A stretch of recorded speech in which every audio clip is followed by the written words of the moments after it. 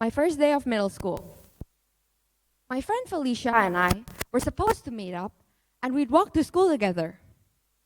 However, she never showed up to orientation day as she was sick. So I had to walk in my new class alone. I tried to look for a familiar face, but nowhere to be seen. So I then worried and I started scanning my classroom and I judged everyone based on their appearance, their facial expressions, and gestures. I then thought to myself, I have two options here. The obvious one of staring mindlessly at my phone or talking to strangers. But at that moment, even if I wanted to reach out, I was worried. So I approached this one girl who seemed friendly to me, and as I went up to her, immediately my mind goes like, what if I come off as awkward? What if she doesn't like me? What do I even say to her now?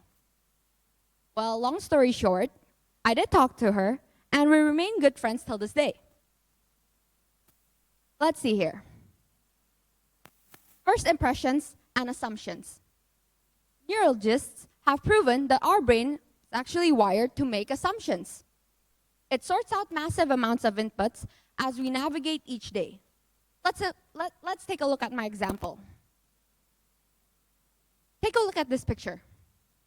Imagine walking to your new classroom and you're greeted by this new classmate of yours.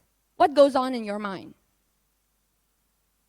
Well, if our minds are anything alike, you would associate this guy with the antisocial, hooded guy who sits at the back of the class, hardly pays attention, perhaps sleeps through half the lessons. Well, in this moment, you and I are making an assumption. Something as simple as first impressions. When we first meet someone, we judge them based on how they look, how they talk, or perhaps their body language. But there are a lot of things our brain can't possibly know right away, like whether he or she is having a good day or what's going on recently in his or her life. Our brain makes assumptions to fill in those missing pieces. The gaps are filled with information from our past life. Then our brain creates schemas, a scripted pattern of assuming, then stereotypes, or potentially a blind spot. And once it does that, it blocks our way into enlarging our social network. Or perhaps you're not the type to assume. Instead, you worry about coming off as awkward or unlikable. Never fear. Recent researches actually show that people like you more than you think. Based on the British Psychology Society, this research is called the liking gap. The experiment was carried out where two people were paired to have a conversation. And at the end of the conversation, they were asked to rate how much they liked their partner and how much they think their partner liked them. When the results came in, people consistently underestimated how much they think their partner liked them.